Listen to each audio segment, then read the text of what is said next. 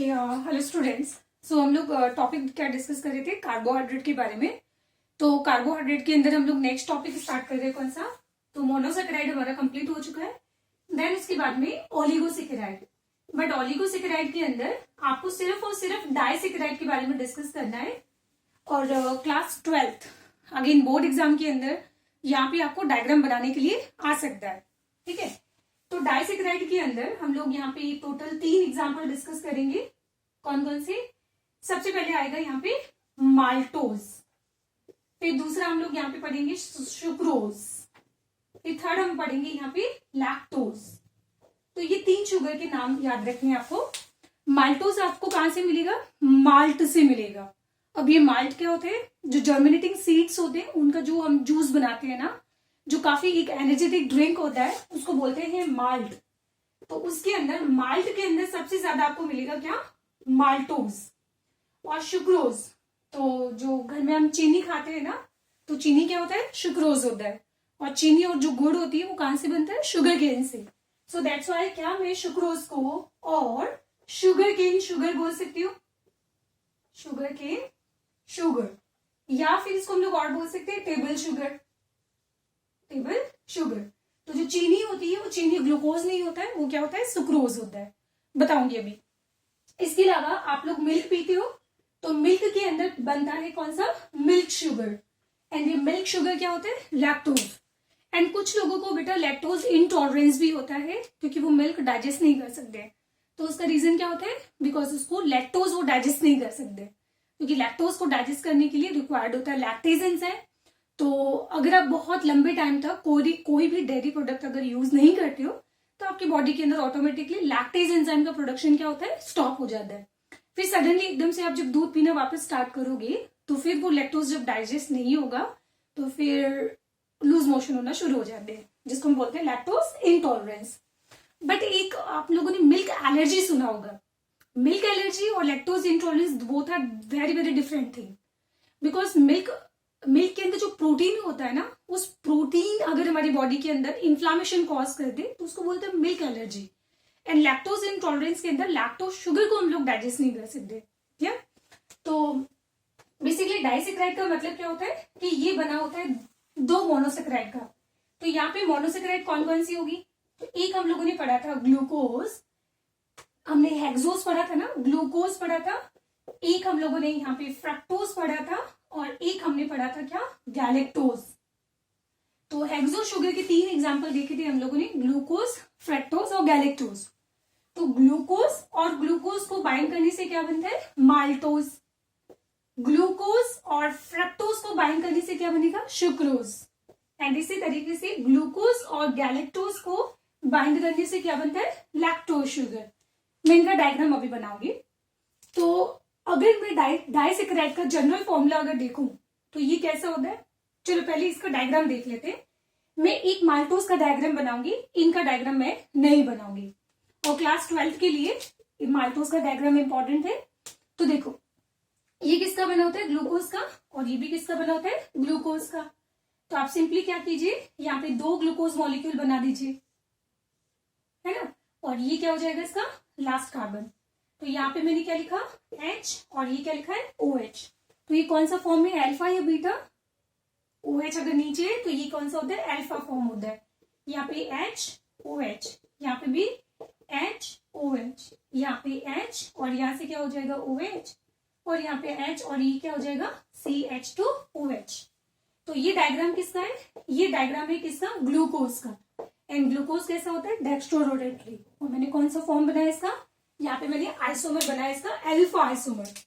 और अगर first carbon पे OH नीचे होता है, तो इसको बोलते हैं अल्फा फॉर्म।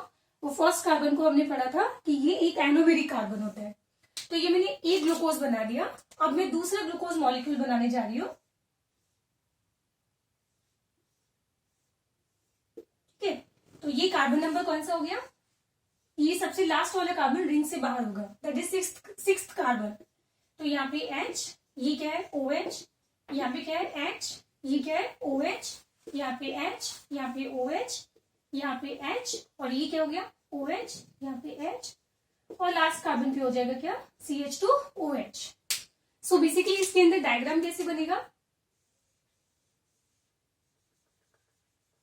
हमें क्या करना है, इन दोनों ग्लूकोज को ऐड करना है। तो ऐड करने के लिए क्या करना होगा, तुम्हें यहाँ से वाटर मॉलिक्यूल रिलीज करना होगा। तो ये क्या हो जाएगा, यहाँ से आ जाएगा -H2O। तो फिर क्या हो गया, ये ग्लूकोज भी कौन सा है, ये भी हो जाएगा क्या, अल्फा डी ग्लूकोज। तो फाइनली बॉन्ड कैसे बनेगा,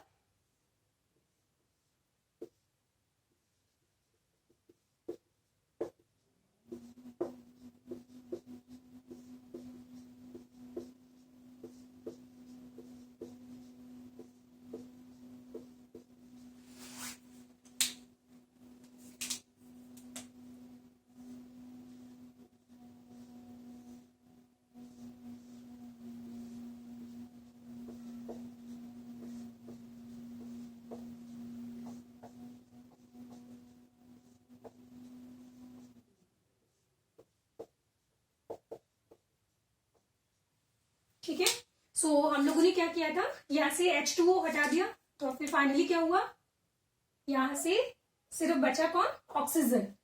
और ये जो ऑक्सीजन मॉलिक्यूल होगा वो इनके बीच में बनाएगा ये क्या, बॉन्ड।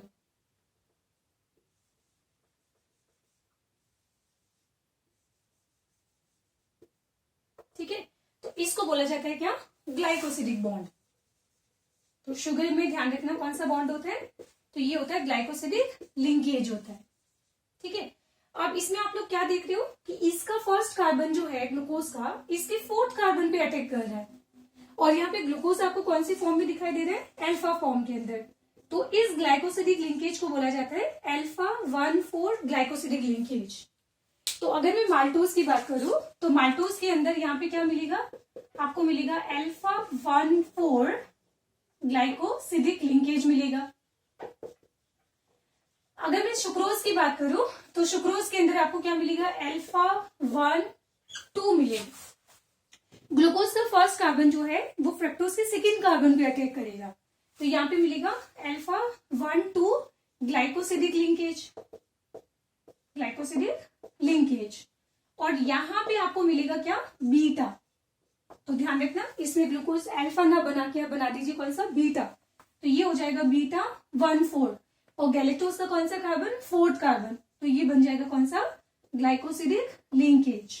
तो आपको इसी सीक्वेंस में याद रखना है, maltose, sucrose, lactose, alpha alpha beta. ये क्लियर होगी। तो ध्यान रखना दोनों शुगर के बीच में कौन सा बॉन्ड होता है, तो आप बोलोगे यहाँ पे ग्लाइकोसिडिक बॉन्ड होता है। अब एक वेरी वेरी इंपॉर्टेंट थिंग जो एग्जाम का क्वेश्चन आता रहता है, अगर मैं बात करूं सुक्रोज के बारे में, तो यू नो सुक्रोज के अंदर हम लोग क्या बोलते हैं कि ये बना होता है ग्लूकोज और गैलेक्टोज का बना होता है। आप लोग जानते हो कि ग्लूकोज के फर्स्ट कार्बन पे प्रेजेंट होता है एल्डिहाइड ग्रुप, एंड फ्रक्टोज के सेकेंड कार्बन पे प्रेजेंट होता है कीटोन। सो आप लोग देख रहे हो कि यहाँ पे जब ग्लाइकोसिडिक बॉन्ड बनेगा तो ग्लूकोज का फर्स्ट कार्बन पार्टिसिपेट कर चुका है, फ्रक्टोज का सेकेंड कार्बन वो भी पार्टिसिपेट कर चुका है। तो इसका मतलब सुक्रोज के अंदर ना तो आपको एल्डिहाइड फ्री मिलेगा, ना कीटोन ग्रुप आपको फ्री मिलेगा। सो दैट्स वाई ये जो शुगर होती है ना, ये आपको कैसे मिलेगी, नॉन रिड्यूसिंग शुगर। ये कैसा मिलेगा आपको, नॉन रिड्यूसिंग शुगर। इसको छोड़कर बेटा जितनी भी शुगर्स होती है वो ज्यादातर मोस्ट ऑफ कैसी होती है, रिड्यूसिंग होती है। मोनोसेक्राइड्स तो ऑल रिड्यूसिंग होती है, कैसे, सारी की सारी रिड्यूसिंग होती है, क्योंकि उन सब में एल्डिहाइड और कीटोन ग्रुप होता है। बट एक्सेप्शनली सुक्रोज जो होता है वो कैसा होता है, नॉन रिड्यूसिंग शुगर होता है। ये पॉइंट ध्यान रखोगे। तो शायद इसलिए बायोलॉजी वाले आप जानते भी हो कि प्लांट के अंदर जब फूड का ट्रांसपोर्टेशन करना होता है तो हम लोग कौन सी फॉर्म में करते हैं, सुक्रोज की फॉर्म में। ऐसा क्यों, क्योंकि सुक्रोज जो होता है वो नॉन रिड्यूसिंग शुगर है, तो वो रास्ते में किसी और से रिएक्शन नहीं करेगा। आप उसको जैसा रवाना करोगे वो एज इट इज वहां पे पहुंच जाएगा, इनएक्टिवेट शुगर है। नहीं तो अगर मैंने ग्लूकोज की फॉर्म में अगर इसको मतलब फूड का ट्रांसपोर्टेशन करना चाहा तो उस केस में क्या प्रॉब्लम होगी कि वो खुद कैसे रिड्यूसिंग एजेंट है, तो वो दूसरों का तो रिडक्शन कर देगा बट खुद क्या हो जाएगा, ऑक्सीडाइज। तो जैसा हमने उसको रवाना किया था बट वो वैसा सेल्स के पास पहुंचेगा नहीं। सो दैट्स वाई हमें यहाँ पे चूज करनी होगी एक ऐसी शुगर जो नॉन रिड्यूसिंग होती है। सो दैट्स वाई हम लोग यहाँ पे प्रेफर करते हैं कौन सी शुगर, सुक्रोज। पॉइंट समझ आ गया। तो ये आप लोग ये काम करना, आप सुक्रोज का डायग्राम और लैक्टोज का डायग्राम आप लोग बुक से देख लेना, क्लास 12। क्लियर। अब इसके बाद हम लोग चलते हैं कौन सा, पॉलीसेकेराइड्स के बारे में, जो छोटा सा टॉपिक बचा हुआ है। ठीक है, तो इसको नोट डाउन कर लीजिए आप लोग।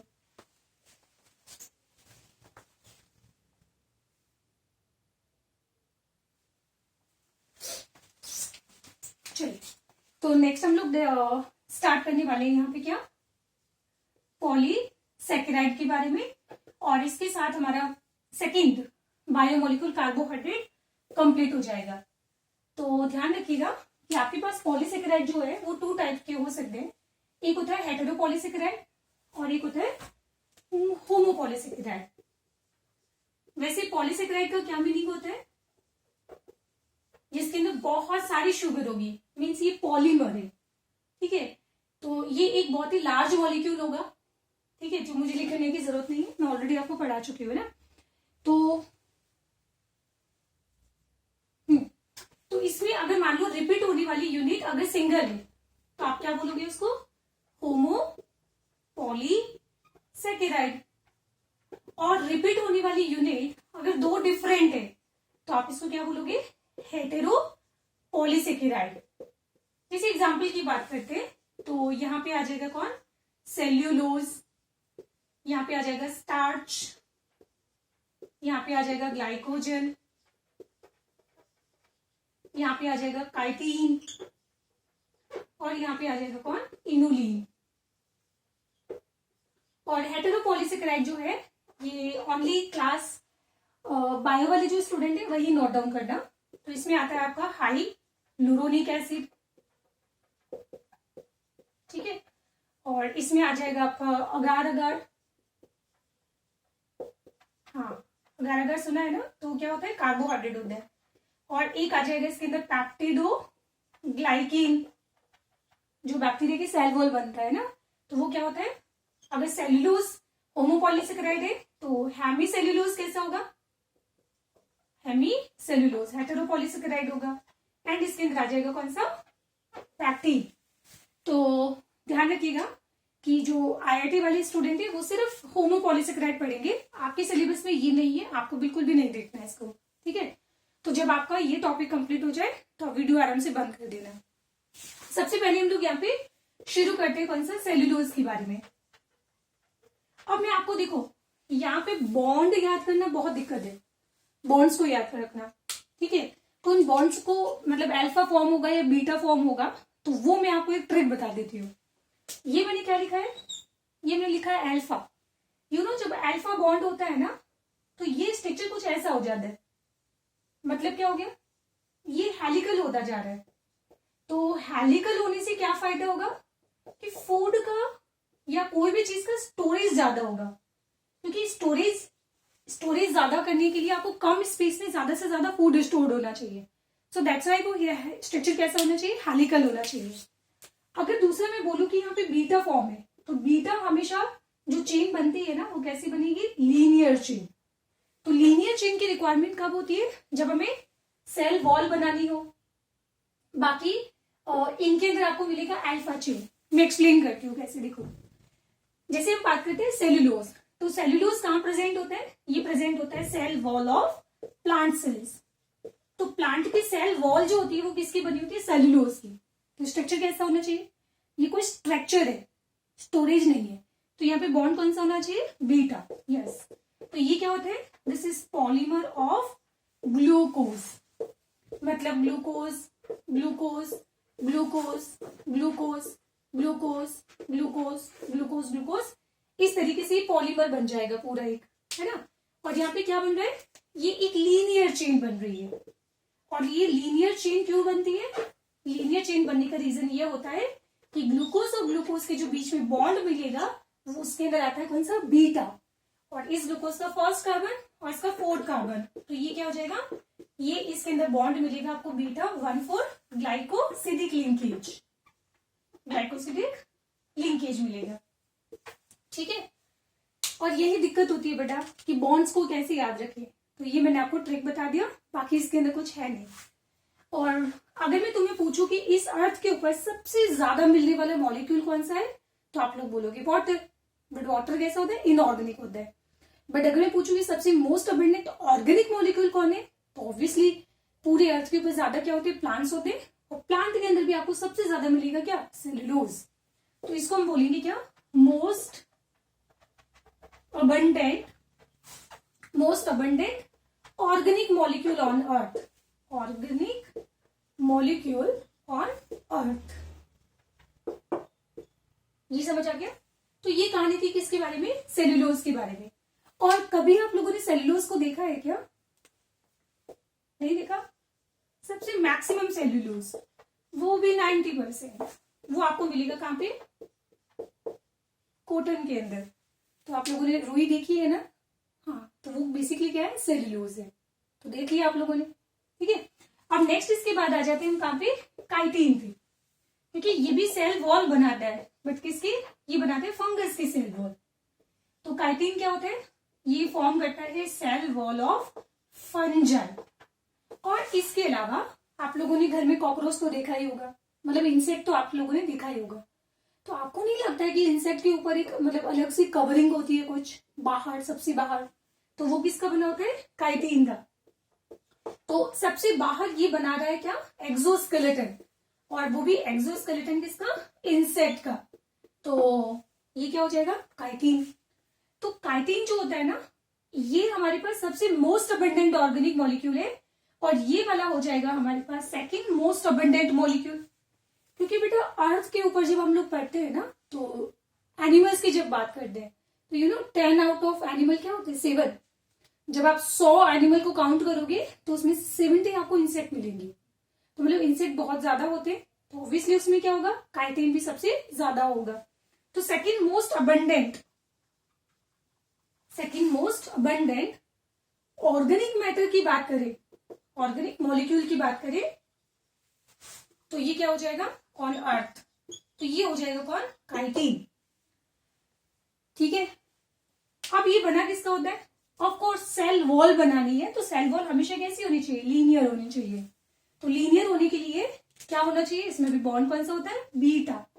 बट इसके अंदर पॉलीमर जो है वो ग्लूकोज नहीं होता है, इसमें पॉलीमर होता है नाग। अभी नाग क्या होता है, एन एसिटाइल ग्लूकोज एमीन। देखो कैसे, ये हमारे पास ग्लूकोज है, ग्लूकोज के अंदर मैंने क्या बाइंड कर दिया, NH2 ग्रुप बाइंड कर दिया, तो ये ग्लूकोज का क्या बन गया, एमीन बन गया। अब एमीन के अंदर यहां पे मैं बाइंड कर दूंगी COCH3, एंड COCH3 क्या होता है, एसिटाइल ग्रुप। तो ये एसिटाइल ग्रुप हमने कहां पे बाइंड किया है, नाइट्रोजन पे, तो इसको बोला जाएगा एन एसिटाइल ग्लूकोज का एमीन बन चुका है ना। तो ये एक डायरेक्ट शुगर होती है, बट होती तो शुगर ही है। तो इसका फुल फॉर्म क्या होगा, एन एसिटाइल ग्लूकोज एमीन। तो जैसे ये हम लोगों ने लिखा है नाग, फिर लिखा है नाग, तो इसके अंदर रिपीट होने वाली यूनिट हमेशा क्या है, एक ही रहेगी। सो दैट्स वाई इसको क्या बोलेंगे, होमोपॉलीमर। और ये भी क्या होता है यहाँ पे, ये भी होता है एक लीनियर चेन। लीनियर ये चेन होती है, चेन जो लीनियर है। तो यहाँ पे इन दोनों के बीच में जो बॉन्ड बनेगा वो कौन सा होता है, beta 1,4 glycosidic linkage, glycosidic linkage. कोई दिक्कत। तो ये हमारा कंप्लीट हो गया कौन सा, सेल्यूलोज, और ये हो गया काइटिन। ये प्लांट की सेल वॉल है और ये फंगस की सेल वॉल है, क्लियर। अब हम बात जाते हैं स्टार्च और ग्लाइकोजन के ऊपर और इनुलिन के ऊपर। तो आप इसको नोट डाउन कर लीजिए।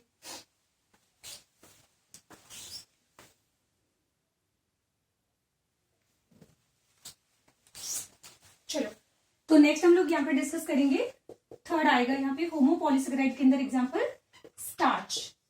तो इवन IIT वाले स्टूडेंट भी जानते ही हो कि प्लांट के अंदर फूड स्टोरेज कौन सी फॉर्म में होता है, तो प्लांट के अंदर कार्बोहाइड्रेट का फूड स्टोरेज जो होता है वो कौन सी फॉर्म में होता है, स्टार्च के फॉर्म में होता है, क्लियर।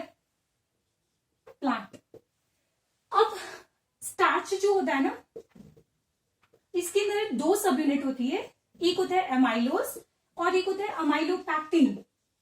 दैट्स वाई आप लोगों ने क्लास 10th के अंदर पढ़ा था कि स्टार्च को डाइजेस्ट करने वाला एंजाइम कौन सा होता है, तो स्टार्च को डाइजेस्ट करने वाला एंजाइम कौन था, अमाइलेज। क्यों, बिकॉज इसकी सब यूनिट का नाम होता है अमाइलोज और एक इसका सब यूनिट का नाम है अमाइलोपैक्टिन। तो अमाइलोज और क्या हो जाएगा, अमाइलोपैक्टिन, ठीक है। तो अमाइलोज जो होती है ना, this is just linear chain of, आप सुनना ध्यान से, अब सारे बच्चों के लिए कॉम्पिटिटिव एग्जाम का इंपॉर्टेंट क्वेश्चन है, ये मैं समझाने के लिए आपको ऐसा बता रही हूं।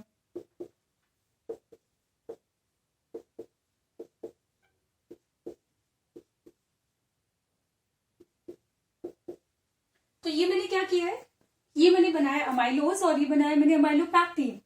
सो सिंपल अगर मैं बोलूं तो ये क्या होता है, ये एक लीनियर चेन होता है, ठीक है। बट ये आपको कैसा दिखाई दे रहा है, ये आपको लीनियर नहीं दिखाई दे रहा है। तो ये क्या दिखाई दे रहा है आपको, एक ब्रांच ग्लूकोज का चेन होता है। मीन्स स्टार्च किसका बना होता है, ग्लूकोज का। तो ध्यान रखना, स्टार्च का मोनोमर कौन होता है, ग्लूकोज। एंड ये जो होता है इसके अंदर ग्लूकोज का जो नंबर होता है दैट इज 100 to 1000, 100 to 1000। और यहाँ पे ग्लूकोज का नंबर अगर आप देखोगे तो ये आपको 10,000 से लेकर 1 लाख तक हो सकते हैं। अब केमिस्ट्री की बुक के अंदर यहाँ पे इसका नंबर कितना दिया हुआ है तो आप लोग देख लेना, वो है ना, ये शायद 2 लाख भी दिया होगा। तो ये समझ आ गया। अब इसके अंदर होता है क्या है कि यहाँ पे ग्लूकोज का जब चेन बनता है ना, तो इसके अंदर ग्लूकोज और ग्लूकोज के बीच में बॉन्ड कौन सा मिलेगा, यहाँ पे। तो आप लोग देख रहे हो कि जब लीनियर चेन बनती है ना, तो ग्लूकोज और ग्लूकोज के अंदर फर्स्ट कार्बन जो है 4th कार्बन के ऊपर अटैक करेगा। तो यहाँ पे आपको मिलेगा 1,4 ग्लाइकोसिडिक लिंकेज मिलेगा, 1,4 ग्लाइकोसिडिक लिंकेज। और वो भी कैसा बनना चाहिए, अल्फा, क्योंकि अब फूड स्टोरेज की बात हो रही है। तो स्टोरेज जब करना होता है तो हमेशा कम से कम स्पेस में ज्यादा से ज्यादा फूड को स्टोर करना है। सो दैट्स व्हाई उसका स्ट्रक्चर कैसा होना चाहिए, हेलिकल। और हेलिकल होने के लिए यहाँ पे बॉन्ड कैसा होना चाहिए, अल्फा। तो इसमें ये कौन सा होगा, अल्फा 1,4 ग्लाइकोसिडिक लिंकेज मिलेगा आपको। बट जब हम ब्रांचिंग की बात करते हैं, ध्यान रखना अगेन इंपॉर्टेंट क्वेश्चन आने वाला है। देखो ब्रांचिंग के अंदर कौन सा बॉन्ड होगा, यहां तो मैं समझती हूँ कि ये रेड कलर जो मैं बना रही हूं ना, दिस इज 1,4 ग्लाइकोसिडिक लिंकेज। ये जो मैं रेड कलर बना रही हूं ना, this is 1,4 glycosidic linkage. But जहां पे ये ब्रांच बन रही है, जहां पे क्या हो रही है, ये ब्रांच इवॉल्व हो रही है, तो ब्रांचिंग के ऊपर जो बॉन्ड होता है वो कौन सा होना चाहिए, कॉमन सेंस हम लोग यूज करते हैं थोड़ा सा। तो ये हम लोगों ने ग्लूकोज बनाया था, और ये ग्लूकोज का कौन सा कार्बन था, 6th कार्बन। तो ग्लूकोज का जब 6th कार्बन जो है पार्टिसिपेट करता है ग्लाइकोसिडिक बॉन्ड के अंदर, तब वहां पे क्या बनती है, तब बनती है वहां पे ब्रांच। तो ध्यान रखना, तो इसके अंदर दोनों तरह की बॉन्डिंग आपको दिखाई दे रही है। जो लीनियर चेन है ना, ये वाली, तो यहाँ पे जो रेड कलर से मैंने बनाया है वो तो आपको मिलेगा कौन सा, अल्फा 1,4, ठीक है। ग्लाइकोसिडिक लिंकेज, ग्लाइकोसिडिक लिंकेज मिलेगा, एंड प्लस साथ में आपको यहाँ पे अल्फा 1,6 भी मिलेगा। मतलब इस ग्लूकोज का 6th कार्बन, बट इसका फर्स्ट वाला कार्बन, इसका फर्स्ट कार्बन इसके 6th कार्बन पे अटैक कर रहा है, तो यहाँ पे आपको दोनों तरह का लिंकेज मिलेगा। और ये ध्यान रखना है, इसको स्टार मार्क कर लीजिए, ये एग्जाम का कॉम्पिटिटिव एग्जाम का क्वेश्चन है ये, और थोड़ा सा कॉमन सेंस यूज करने की जरूरत है। अब उसके बाद में ये दोनों स्ट्रक्चर जो है ऐसे कंपाइल होंगे, और कंपाइल होने के बाद में फाइनली स्टार्च का मॉलिक्यूल कुछ ऐसा बनेगा। तो ये इस तरह से सर्कुलर होता जाएगा, और प्लस साथ में हम लोग क्या देख रहे हैं कि इसके अंदर ब्रांचिंग भी दिखाई दे रही है। तो इस ब्रांचिंग को मैं कुछ इस तरीके से यहाँ रिप्रेजेंट कर रही हूं। तो आप लोगों ने क्या नोटिस किया, आप लोग देख रहे हो बेटा कि ब्रांचिंग होने से क्या फायदा हो गया, कि और ज्यादा फूड का स्टोरेज हो रहा है, और ज्यादा क्या हो रहा है, फूड का यहाँ पे स्टोरेज दिखाई दे रहा है। ये क्लियर हो गया। अब होता है क्या है कि जब हम लोग क्या करते हैं, स्टार्च जो होता है वो आयोडीन के साथ में टेस्ट देता है ना, और वो कैसा कलर देता है, ब्लू कलर, क्योंकि आयोडीन का कलर कैसा होता है, ब्लू। नाउ ऐसा क्यों, बिकॉज आयोडीन का जो स्ट्रक्चर होता है और ये जो स्टार्च होता है, तो स्टार्च के अंदर ये जो एक लूप बन रहा है ना, तो आयोडीन का जो मॉलिक्यूल होता है वो, और यहाँ पे स्टार्च के अंदर जो लूप बन रहा है, इन दोनों का ऑलमोस्ट साइज सेम होता है।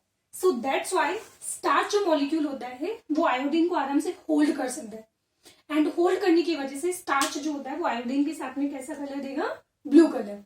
ये आप मैथ्स वाले स्टूडेंट को भी ध्यान रखना है, ये क्वेश्चन आता है एग्जाम के अंदर, ठीक है। तो ये कहानी कंप्लीट हो गई किसकी, स्टार्च की, ओवर। अच्छा नेक्स्ट हम बात करते हैं कि ऐसा नहीं है बेटा कि ये फूड स्टोरेज ओनली प्लांट में होता है। तो प्लांट हो गया, बैक्टीरिया हो गया, एंड इवन फंजाई, बस मैंने एनिमल को छोड़ दिया है। बाकी इन सब के अंदर फूड स्टोरेज कौन सी फॉर्म में होता है? स्टार्च के फॉर्म में। ग्लाइकोजन बिल्कुल भी नहीं पढ़ना है, एग्जैक्टली सेम डायग्राम है, एग्जैक्टली सेम, बस एक ही फर्क होता है जो आपको यहां लिखना है कि glycogen is more branch than starch, बस।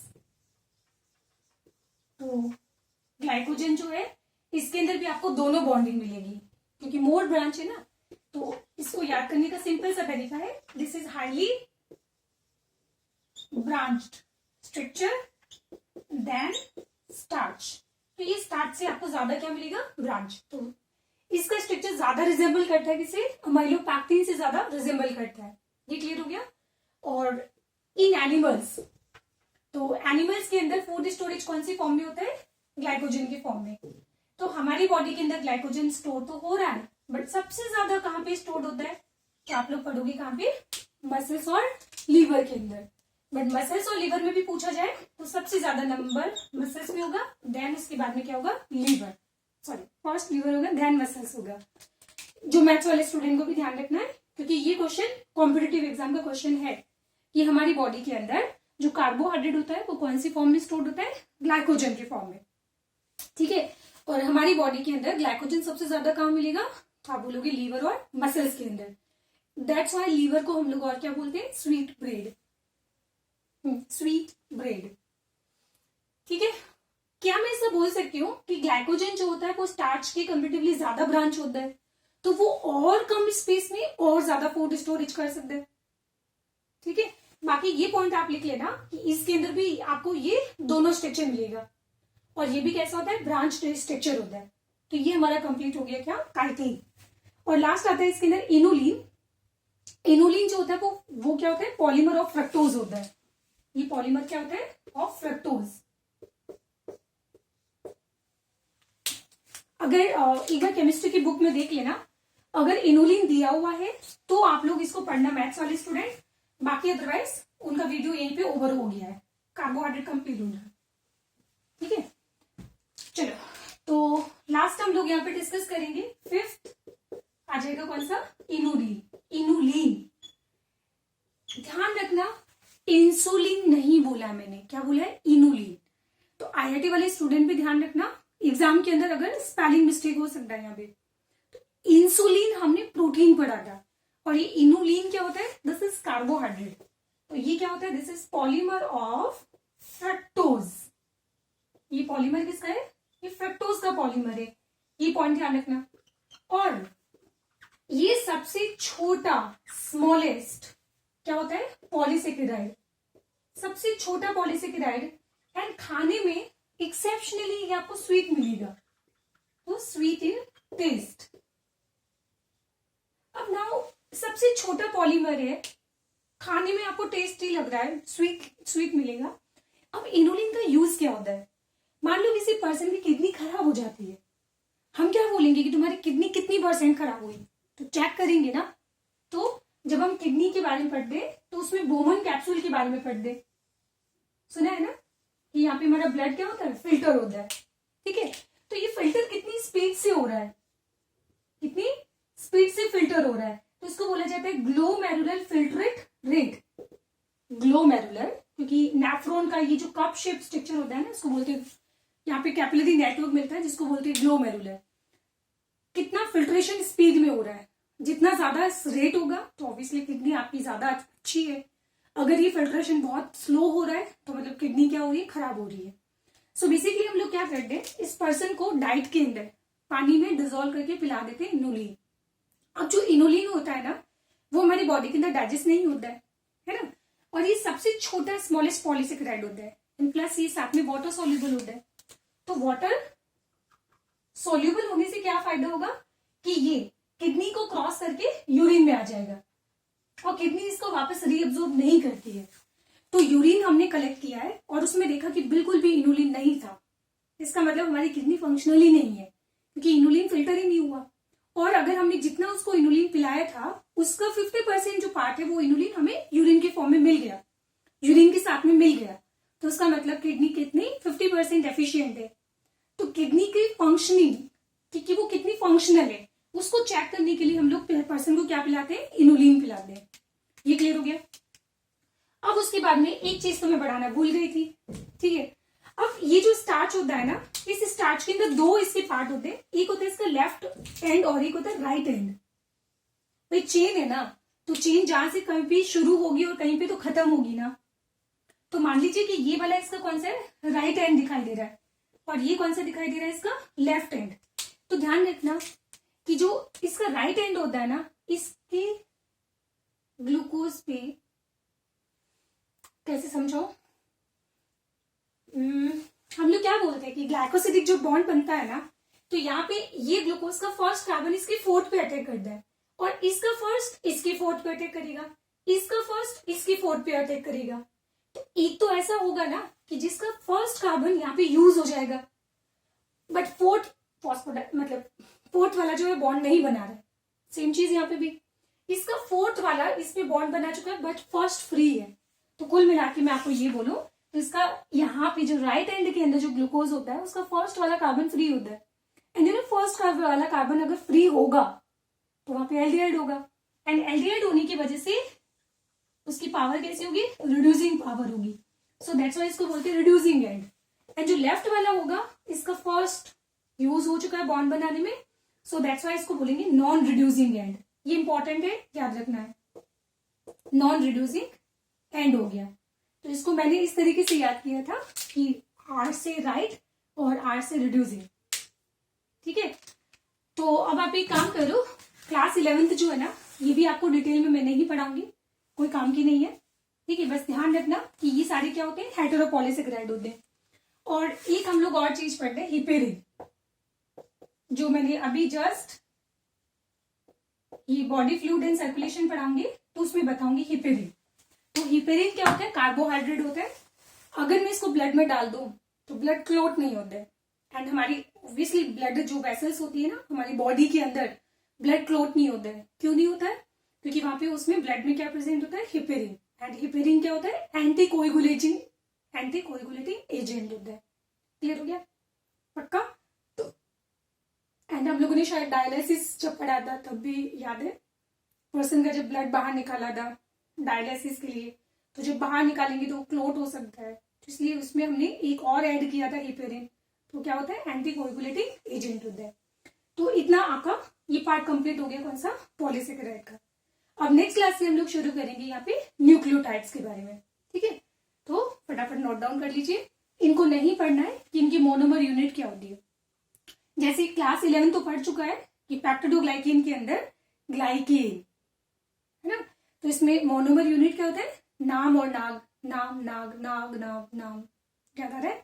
चलो, तो ये हमारा टॉपिक कंप्लीट हो गया, कौन सा, कार्बोहाइड्रेट। तो अब इसको शांति से अच्छे से आप लोग पढ़ लेना।